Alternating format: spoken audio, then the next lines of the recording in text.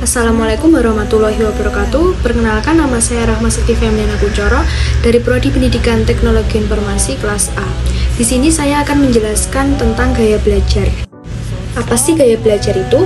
Gaya belajar adalah suatu kombinasi dari bagaimana seseorang menyerap dan kemudian mengatur serta mengolah informasi.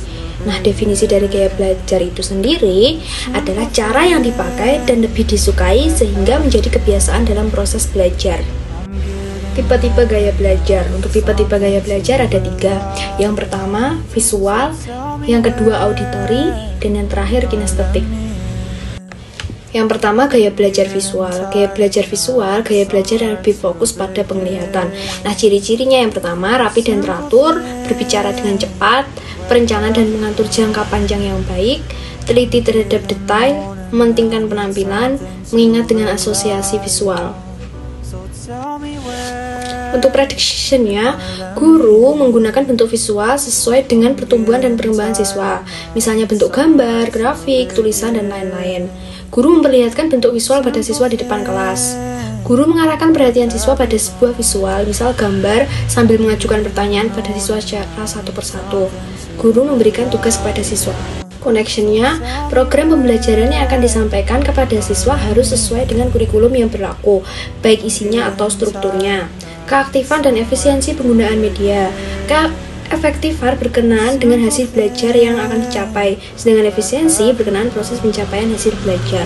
Yang kedua, tipe gaya belajar auditory. Tipe belajar yang mengedepankan indera pendengar. Ciri-cirinya, berbicara pada diri sendiri pada saat kerja, mudah terganggu oleh keributan, senang membaca keras dan mendengarkan, biasanya suka musik daripada seni, mempunyai masalah dengan pekerjaan-pekerjaan yang melibatkan visual. Prediction-nya menjelaskan kepada siswa tentang jenis mata pelajaran, topik yang dibahas dan tujuan pembelajaran yang ingin dicapai.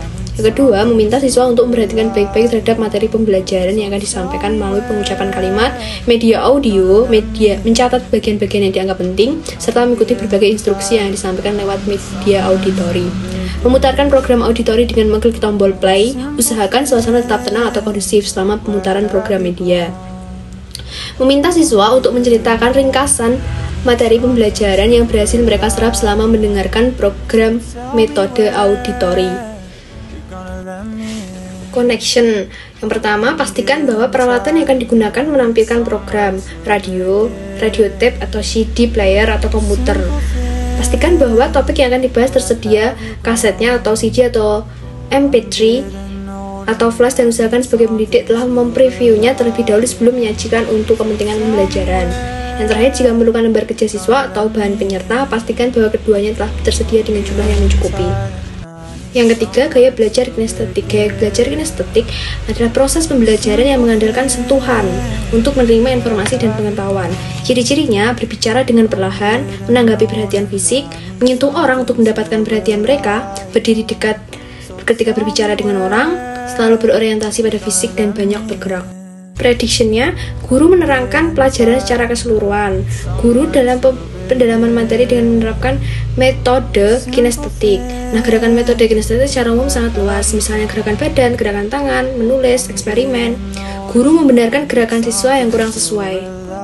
Connection. Berkonsultasi tentang materi dan perencanaan, mencatat beberapa hal yang bisa membangkitkan minat gerak. Yang kedua, guru memilih metode dengan gerakan yang sesuai dengan mata pelajaran. Ketiga, memberikan pengarahan kepada siswa tentang alur penerapan metode kinestetik. Sekian dan terima kasih. Jika ada kesalahan, saya mohon maaf. Wassalamualaikum warahmatullahi wabarakatuh.